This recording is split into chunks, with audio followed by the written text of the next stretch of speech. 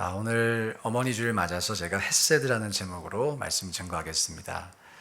헤세드라는 단어 한 번쯤은 들어보셨죠? 저게 어떤 의미일까요? 한국어로 헤세드가 여러 가지 단어로 번역이 됩니다. 자비, 또 인자, 선하심, 은혜, 긍휼 다양하게 번역되고요. 영어로도 loving kindness, 또 steadfast love 되게 다양한 단어로 번역이 돼요. 이렇게 한 단어가 다양하게 번역이 되는 이유가 있습니다. 그 의미가 너무 풍성해서 한 단어 안에 다 못 집어넣는 거예요. 그 의미의 풍성함을 다 담지 못하기 때문에 이렇게 여러 가지로 표현됩니다. 자, 우리 하나님은 이 풍성한 의미를 가진 자비, 긍휼, 인자, 은혜 이 헤세드를 우리에게 허락하신 줄 믿습니다. 그렇기 때문에 하나님은 굳이 그럴 의무가 없으심에도 인간에게 오래 참으시고요, 선대하세요. 또 징벌이 주어져야 할 시기에도 예상치 못한 용서를 허락하시기도 하시고 징벌이 주어졌을지라도 다시 회복의 길을 여세요. 우리가 지난 한 주 룻기를 묵상했습니다. 룻기를 묵상하시면서 다들 느끼셨을 거예요. 이 룻기에는 하나님의 헤세드가 빼곡히 차 있습니다. 풍성하게 있습니다. 룻기를 만약 과일이라고 한다면 과일을 쫙 짜면 즙 나오듯이 룻기를 짜면 헤세드가 나올 거예요. 그 헤세드 덕분에 나오미와 룻의 삶이 어두운 절망에서 밝은 소망으로 나아갔죠. 오늘 우리가 읽은 이 본문은 그 밝은 소망으로 마무리가 되는 룻기의 결론 부분이에요. 하나님의 헤세드가 룻기 1장부터 4장까지 쭉 나타나 있는데 흥미롭게도 룻기의 저자가 하나님의 이 헤세드를 본문의 문학적 형태에도 반영해 두었습니다. 그 형태를 잠시 소개하기를 원해요. 본문 11절과 12절을 우리가 읽었죠. 이 두 구절은 축복을 담은 메시지입니다. PPT 한번 띄워주시면, 근데 이 축복을 담은 기도문 속에 소위 말하는 교차대구법이 보입니다. A는 A-와 대응하고 B는 B-와 대응하고 C는 C-와 대응해요. 글자가 다 안 보이셔도 대충 뭔지 아시겠죠? 예. 가장 가운데 C와 C-에는 에브랏과 베들레헴이라고 하는 도시의 이름들이 나옵니다. 근데 에브랏이 어디일까요? 미가서 5장 2절에 보면 베들레헴 에브라다야 이런 표현이 있어요. 너는 작을지라도. 에브라다가 베들레헴입니다. 에브랏, 베들레헴 같은 지명을 의미하는 거예요. 자, B를 보세요. 여인들의 이름이 나옵니다. 또 집이란 단어가 나와요. 이스라엘의 집, 베레스의 집, 라헬과 레아, 또 다말 이렇게 대응이 됩니다. A에는 그럼 뭐가 나올까요? 하나님이 나옵니다. 여호와께서. 참고로 B-와 A-는 한글 성경에서는 그 순서가 좀 바뀌어 있는데요. 원문과 영어 성경에는 저 교차대구를 살려서 표현하고 있습니다. 보통 이 교차대구법에서는 가장 중심에 있는 메시지가 강조될 때가 많이 있어요. 그런데 오늘 본문에서는 이것을 감싸 안고 있는 하나님의 존재가 강조됩니다. 이것을 수미상관, 인클루지오라고도 합니다. 이 본문의 내용이 축복을 담은 기도인데 저자는 본문의 문학적 구조를 통해서 축복의 근원이자 이유이신 하나님을 강조하고 있어요. 이걸 제가 그림으로 이렇게 한번 표현해 봤어요. 하나님의 은혜가 인간을 감싸하고 있다. 너무 좀 유치한 그림이지만 이해가 되기 쉬우라고 이렇게 표현해 봤습니다. 즉 룻기의 저자는 결론 부분인 오늘 본문에서 매우 의도적이고 정교한 문학적 기법을 통해서 나오미와 룻의 가문이 회복될 수 있었던 결정적인 이유가 하나님의 헤세드라는 것을 강조하고 있다는 거예요. 제가 이 본문 보면서 클래식 작곡가 한 명이 생각났습니다. 요한 세바스찬 바흐라는 사람이 생각났어요. 바흐가 지은 칸타타가 많이 있대요. 근데 그 칸타타 56번에 이런 악보상에 진행이 나타납니다. 십자가라고 하는 그 가사가 나올 때 소프라노 음이 하강을 해요. 그리고 베이스가 상승을 해요. 그럼 어떤 일이 일어날까요? 악보상에 십자가가 보입니다. 아무도 안 놀라시는데 저는 되게 놀랐어요. 여러분, 이런 대칭 구조가 음악에서도 문학에서도 성경에서도 자주 종종 특정 메시지를 강조하기 위해 사용이 된다는 거예요. 이제 그만 보여주셔도 돼요. 오늘 본문에서는 그 강조 기법을 통해서 하나님의 헤세드가 모든 인간사를 감싸 안고 있음을 보여주고 있습니다. 자, 근데 이게 룻기만의 주제가 아니죠. 성경 전체의 주제이기도 합니다. 창세기에서 하나님께서 보시기에 좋았던, 참 좋았던 그 세상이 망가지잖아요. 근데 하나님의 헤세드로 인해, 은혜로 말미암아, 예수 그리스도로 말미암아, 요한계시록의 결론에 보면 새 하늘과 새 땅이 허락됩니다. 회복을 향해 나아갑니다. 룻기의 스토리라인과 유사하죠. 망가진 삶에 하나님의 헤세드가 임함으로써 그 삶이 회복된 것을 보여주고 있어요. 또 흥미로운 점, 창세기는 결혼식으로 시작합니다. 또 요한계시록은 결혼식으로 끝납니다. 룻기도 비극적인 결혼 생활로 시작해요. 그리고 행복한 결혼 이야기로 마무리가 됩니다. 무엇 때문에? 헤세드 때문에. 하나님의 헤세드 때문에. 사랑하는 여러분, 하나님의 헤세드는 어떠한 절망도 소망으로 바꾸는 줄 믿습니다. 저는 오늘 이 어머니 주일을 맞아서 여러분의 가정에 이 헤세드가 충만하시길 축복합니다. 또 여러분의 개인적인 삶에도 이 헤세드가 가득하시길 주의 이름으로 축복합니다. 옆 사람을 향해서, 앞뒤 좌우 계신 분 향해서 이렇게 한번 인사할까요? 우리의 미래는 밝습니다. 시작. 우리의 미래는 밝습니다. Your future is bright. 왜요? 하나님의 헤세드 때문에. 그렇죠? 오늘 우리 모두가 이 헤세드로 충만한 또 밝은 미래를 향해 나아가기 위한 세 가지를 말씀드리고자 합니다. 가장 먼저 우리는 하나님의 헤세드가 우리의 삶에 이미 허락되었음을 믿어야 합니다. 이미 허락됐어요. 강조하고 싶어요. 이미, already. 여러분, 신약 성경에 나오는 은혜는 받을 자격이 있는 자에게 주는 건가요? 없는 자에게 베풀어지는 건가요? 없는 자에게. 은혜는 값을 치르고 사거나 얻는 것이 아니죠. 거저 주어지는 거예요.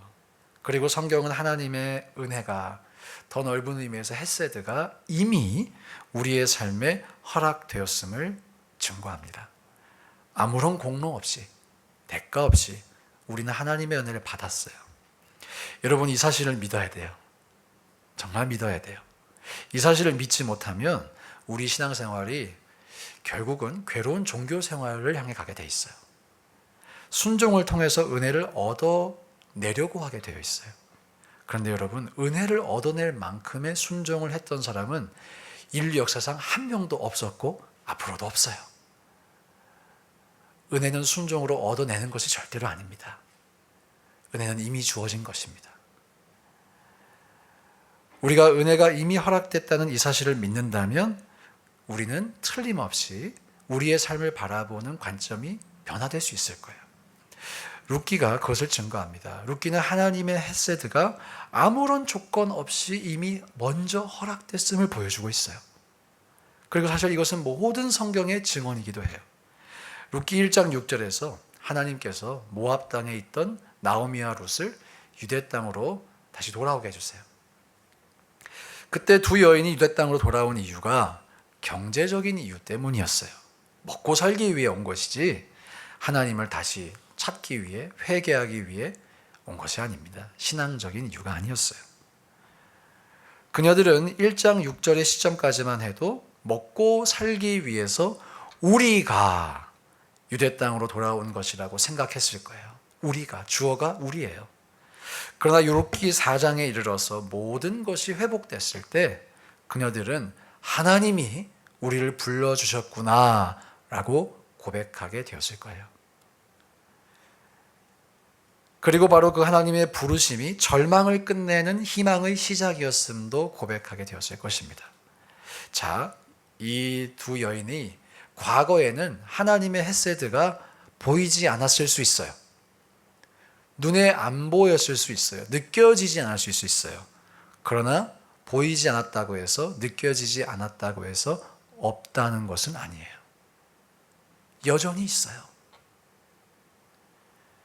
나중엔 고백했겠죠. 그것이 여전히 있었노라고. 이미 있었더라고. 여러분에게도 마찬가지입니다. 여러분, 은혜가 지금 보이시는 분도 계실 거예요. 근데 보이지 않는 분들도 계실 거예요.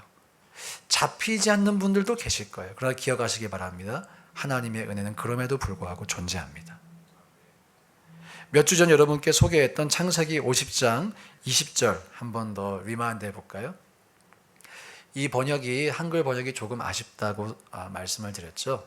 하나님이 그것을 선으로 바꾸사, 의역을 하려다 보니 조금 아쉬운 번역이 되었습니다. 그런데 영어를 보시면 똑같은 단어가 씁니다. 나를 해하려 하였으나와 하나님이 바꾸셨다는 단어가, 히브리어 단어가 똑같습니다. 영어로도 You meant evil against me, but God meant it for good.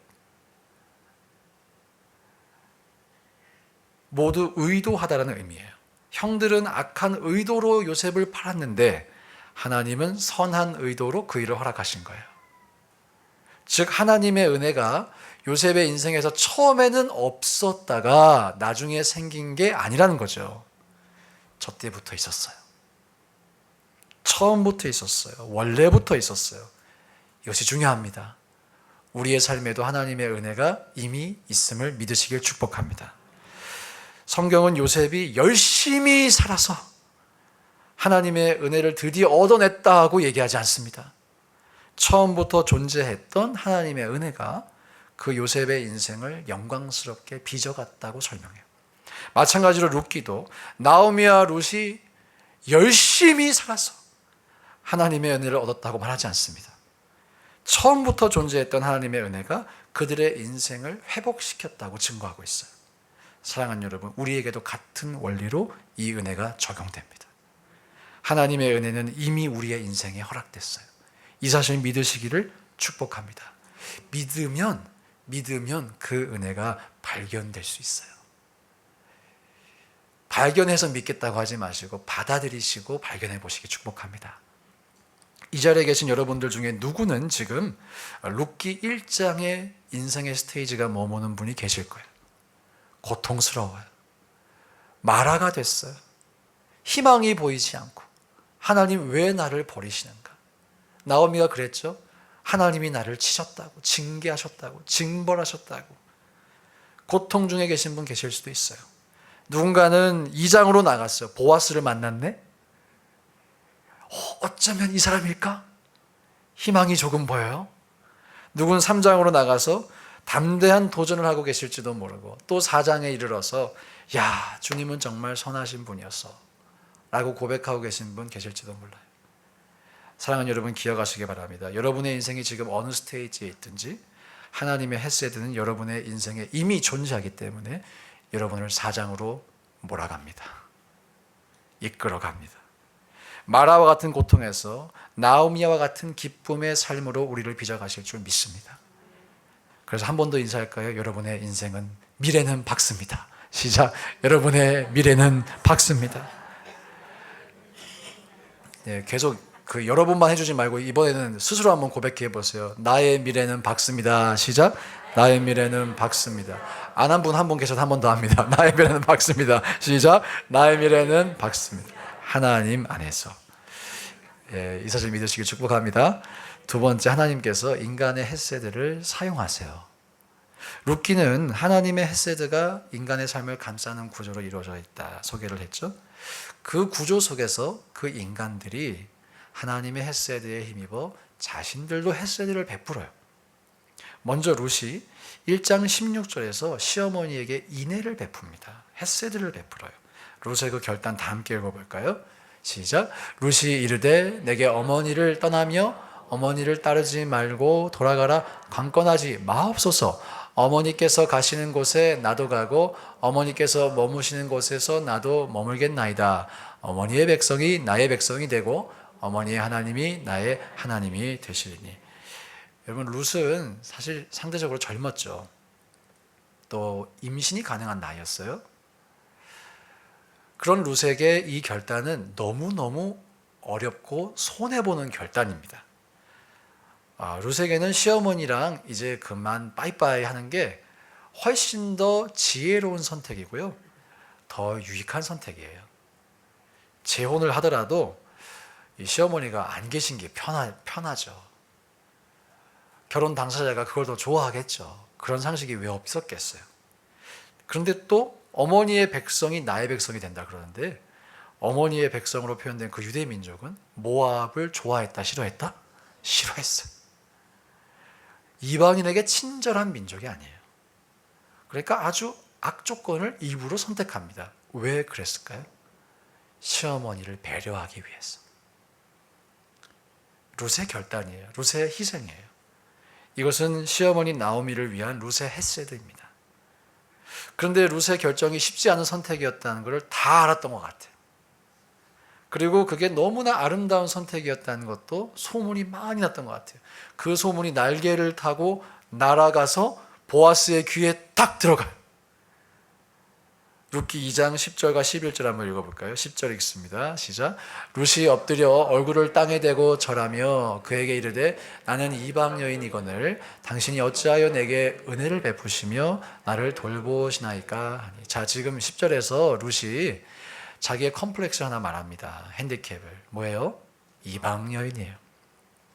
이방 여인이기 때문에 이 유대 땅에서 먹고 사는 거 쉽지 않고 은혜를 입는다? 기대할 수 없는 일이었어요. 그런데 어찌 당신이 나에게 이런 은혜를 베풀어 주십니까? 라고 물어보죠. 보아스가 뭐라고 대답하는지 11절에서 읽어보겠습니다. 시작. 보아스가 그에게 대답하여 이르되 내 남편이 죽은 후로 내가 시어머니에게 행한 모든 것과 내 부모와 고국을 떠나 전에 알지 못하던 백성에게로 온 일이 내게 분명히 알려졌느니라. 보아스가 알았어요. 룻이 시어머니에게 헤세드를 베풀었다는 것을 보아스가 알았어요. 그래서 룻의 헤세드가 이제 보아스의 헤세드로 이어집니다. 보아스는 기업 물을 자로서 나오미와 룻을 책임져야 하는 도덕적인 의무는 있었어요. ethical responsibility가 있었습니다. 그런데 우리가 룻기를 쭉 읽어보며 확인할 수 있는 것은 보아스가 단지 의무감 때문에 억지로 본인의 책임을 이행했다기보다는 자발적이고 기쁨으로 이해했음을 우리가 알 수 있게 돼요. 즉 보아스는 나오미와 룻에게 헤세드를 자발적으로 베풉니다. 그리고 보아스와의 만남을 통해서 이 두 여인이 인생 역전을 하기 시작해요. 회복되기 시작해요. 또 우리가 아는 것처럼 이것은 단순한 개인의 인생의 회복이 아니죠. 보아스와 룻의 아들은 다윗의 가문을 일으킵니다. 그리고 이것은 곧 예수 그리스도의 계보를 완성하는 일이에요. 상상을 초월하는 일이에요. 어메이징한 그레이스가 임한 거예요. 자, 사랑하는 여러분, 룻의 이 인생 극장 스토리는요, 감사하게도 우리 모두의 스토리인 줄 믿습니다. 지난주 설교였어요, 그게. 왜 그런가요? 룻의 이야기는 인간이 마주할 수 있는 어떠한 절망도 하나님의 헤세드를 이길 수 없다는 것을 보여줍니다. 바꿔 말해서 하나님의 헤세드가 모든 것을 이깁니다. 할렐루야. 주님의 헤세드가 여러분의 삶의 모든 장애물을 이길 줄 믿습니다. 그리고 하나님의 헤세드에 힘입어서 인간들이 그 헤세드를 함께 실천할 때 도저히 꿈꿀 수 없고 상상할 수 없고 또 한편으로는 너무나 영광스러워서 감당하기가 어려운, 너무 영광스러워서 감당하기 어려운 그 하나님의 계획이 실현되는 것을 보여줘요. 여러분, 이것도 우리를 향한 주님의 계획인 줄 믿습니다. 이런 점에서 하나님의 헤세드를 이미 입었다고 했어요, 우리가. 그렇다면 이제 우리도 그 헤세드를 서로에게 실천할 수 있기를 주의 이름으로 축복합니다. 세 번째, 하나님께서 헤세드를 통해 가족을 만드세요. 하나님께서 헤세드를 통해 가족을 만드세요. 룻의 이야기는 예수님의 가족 이야기죠. 근데 이 가족이 무엇 때문에 만들어집니까? 헤세드 때문에 만들어져요. 헤세드. 다른 말로 헤세드가 없이는 만날 수 없고 이루어질 수 없는 사랑이에요. 룻과 보아스가 첫 만남을 가지는데요, 이것은 하나님의 헤세드 때문에 일어나는 일입니다. 룻이 우연히 보아스의 밭에 들어갔대요. 우연히 하필 들어간 밭이 보아스의 밭이. 확률적으로 이게 일어나기 어렵습니다. 근데 또 그때 마침 보아스가 딱 등장을 해요. 두 사람이 그렇게 만나요. 예전에 그 노사연 씨가 부른 만남이라는 노래가 있었어요. 우리 만남은 우연이 아니야. 아시는 분들이 별로 안 계신데 아시는 분들만 신세대입니다. 예. 그 우연이 아니라 뭐라 그래요? 그건 우리의 바램이야. 예. 정확하시죠.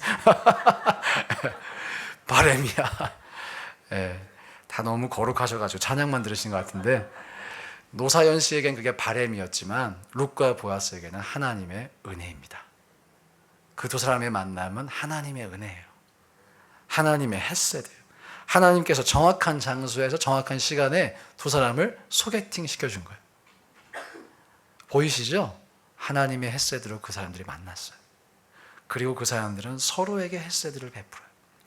룻은 나오미에게도 헤세드를 베풀었죠. 그런데 보아스에게도 헤세드를 베풀었습니다. 3장에서 룻이 보아스에게 청혼을 할 때 사실 룻의 입장은 지금 절박한 상황이에요. 또 절망적인 상황이에요. 그럼에도 불구하고 보아스를 철저히 존중하고 배려하는 아름다운 방식으로 청혼합니다. 룻의 청혼 방식을 곰곰이 살펴보면 리스크는 룻이 다 껴안아요.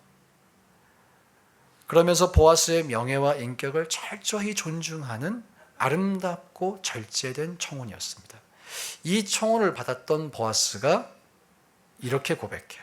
룻기 3장 10절 말씀 함께 읽어봅니다. 시작. 그가 이르되 내 딸아 여호와께서 내게 복 주시기를 원하노라. 내가 가난하건 부하건 젊은 자를 따르지 아니하였으니 내가 베푼 인애가 처음보다 나중이 더하도다. 자, 내가 베푼 인애가 처음보다 나중이 더하도다라고 보아스가 칭찬하죠. 처음 베풀었던 인애가 뭘까요? 시어머니에게 베푼 인애입니다. 그러면 지금 나중이 더하다고 하는데 그 나중에 베푼 인애는 뭘까요? 방금 본인에게 청혼한 그걸 말하고 있는 거예요. 이렇게 절제되고 아름답게 청혼한 그 룻을 칭찬하고 있어요. 자, 보이시죠? 하나님의 헤세드와 인간의 헤세드가 불가능해 보이는 이 결혼을 가능하게 합니다. 보아스와 룻을 가족으로 형성하는 것은 헤세드입니다. 사랑하는 여러분, 중요한 질문 드릴게요. 지금 여러분의 가정에는 이 헤세드가 있으신가요? 하나님의 헤세드 또 사람의 헤세드가 선순환을 이루시기를 축복합니다. 오늘 우리 모든 가정에 이 헤세드가 회복되기를 진심으로 축복합니다. 자, 하나님의 헤세드는 이미 허락됐으니까 이 헤세드가 회복되려면 뭘 하면 될까요? 서로를 향해 헤세드 베풀면 되죠. 서로를 향해서. 그리고 그렇게 서로를 향해 헤세드를 베풀면 반드시 더 큰 헤세드가 허락됨을 기대하시길 축복합니다. 자, 룻기 보면 룻이 먼저 시어머니에게 헤세드를 베풀죠. 그 헤세드가 우리가 살펴본 것처럼 보아스에게로 돌아옵니다. 보아스를 통해서. 한국 속담에는 콩 심은 데 콩나고 팥 심은 데 팥나지만 룻기 보면 시어머니에게 심은 게 보아스를 통해 돌아와요. 한국 속담과 달리 하나님의 역사는 콩을 안 심어도 거둘 수 있어요. 실제로 여호수아 24장에 하나님께서 수고하지 않은 땅과 건설하지 않은 성읍을 주셨다 그래요. 심지 않은 포도나무와 감람나무의 열매를 우리가 먹게 하실 거라 그래요. 자, 이 은혜가 이미 우리에게 허락됐습니다. 할렐루야. 그렇다면 이렇게 이미 허락됐다면 하물며 우리가 심으면 얼마나 아름다운 열매를 거두겠습니까? 이런 점에서 저는 우리 모두가 가족들 간에 가족 구성원들 간에 헤세드를 심을 수 있기를 축복합니다. 특별히 이 자리에 계신 우리 어머니들 계세요. 어머니들 감사합니다. 또 사랑합니다. 지금까지 우리 어머니들은 많은 헤세드를 심으며 살아오신 분들이세요. 정말 그렇습니다. 그렇기 때문에 제가 성경의 원리에 따라 분명히 선포할 수 있어요. 은혜를 베풀어 오신 어머니들의 삶에 앞으로 더 큰 은혜가 예비되어 있는 줄 믿습니다. 만약에 자녀분들 중에 나는 우리 어머니께 받은 은혜가 잘 기억이 안 난다 그러시면 우리 교회에 있는 저 애기 엄마들을 좀 보세요. 또 임산부들을 좀 보세요. 임신하는 순간 입덧 때문에 힘들어요. 배가 불러와 허리 아파. 몸매도 변하고 호르몬도 변하고 그렇게 엄마가 돼가요. 그렇게 될 줄 모르고 다 임신하세요. 그죠? 해보니까 이거 아이고야 이거 속았다라고 못하고 나오면 편해지나요? 다 나으신 분들 하나같이 어디 있을 때 제일 편하다? 뱃속에 있을 때 제일 편하다. 그래서 이런 그림이 있어요. 매년 보여드리는 건데 그 카툰 좀 보여주세요. 자, 뱃속에 있을 때 뭐라 그래요? I can't sleep. 아유, 태동하고 움직이고 배가 불러와서 왼쪽으로 누워도 오른쪽으로 누워도 힘들어 잠을 못 자요. 애가 태어났네.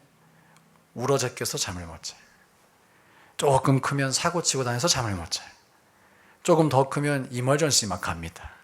다치기 시작해서 잠을 못 자요. 다 키워놓으면 좀 잘 줄 알았는데 이 자식이 밖에 나가서 안 들어와. 잠을 또 못 자요. 우리 어머니들이 늘 수면 부족 상태에 있어요. 그러니까 가끔 이렇게 짜증 내셔도 이해해 주셔야 돼. 할렐루야. 잠을 못 자서 그런 거예요. 제가 올해 저 그림을 보면서 저 그림에서 보이는 게 있어요. 여러분 저 그림에서 뭐가 보이세요? 엄마랑 아기가 보이세요? 그것도 보이지만 올해 이 설교를 준비하면서 저 그림을 보니까 어머니의 헤세드가 보였어요. 우리 어머니들이 잠 못 이루며 우리에게 베풀어 주신 헤세드가 보였어요. 그 헤세드를 보실 수 있기를 축복합니다. 저 그림에서도 헤세드를 보신다면 우리 어머니들의 주름살에서도 헤세드를 보시길 축복합니다. 물집 잡힌 손이 있어요. 그 손을 보시면서도 헤세드를 보시길 축복합니다. 설거지도 도와주시길 축복합니다. 가능하다면 식기세척기 바꿔주시길 축복합니다. 자, 이 자리에 어머니 없이 태어난 분이 안 계시죠? 복제인간 우리 교인 중에 없습니다. 제가 알기로. 그렇기 때문에 이렇게 정리할 수 있는 것 같아요. 우리는 최소한 두 가지 헤세드를 입었습니다. 첫째, 하나님의 헤세드. 둘째, 어머니의 헤세드. 사실 제가 지금까지 어머니 주일을 맞을 때마다 어머니를 공경하자고만 설교했어요. 그것이 약속에 있는 첫 번째 계명이고 그 계명 지킬 때 우리가 땅에서 잘 되고 장수한다. 맞는 말입니다. 공경하시길 축복합니다. 근데 오늘 조금 더 나가고자 합니다. 룻이 시어머니 나오미에게 했던 것처럼 우리 여러분, 우리 어머니들께 헤세드를 베풀어 주시기를 축복합니다. 룻은 시어머니에게 헤세드를 베풀어서 그 헤세드가 배가가 돼서 돌아와요. 여러분, 우리 어머니들이 연약한 인간이란 건 아세요? 저는 사실 성인 되기 전까지는 우리 어머니가 무적인 줄 알았어요. 어머니는 모든 것을 해결해 주시는 해결사셨기 때문에. 근데 나이가 들어서 깨달았어요. 우리 엄마가 무적이 아니었구나. 내가 무적이 아닌 것처럼. 우리 어머니도 마음 아프고 무너지는 순간이 있으셨겠구나. 그런데 자식을 위해 고통을 감추고 다시 용기를 내서 일어나셨구나. 이것이 우리의 스토리이기도 하지만 우리 어머니들의 스토리입니다. 자, 이민자의 삶을 살아가시는 여러분, 여러분 참 열심히 사시죠. 최선 다해 사시죠. 왜 그렇게 열심히 사세요? 열심히 사시는 이유, 많은 이유가 있으시겠지만 분명한 이유 한 가지. 우리의 자녀들이 안전하고 잘 성장할 수 있도록 따뜻한 보호막을 만들어주기 위해서일 것이에요.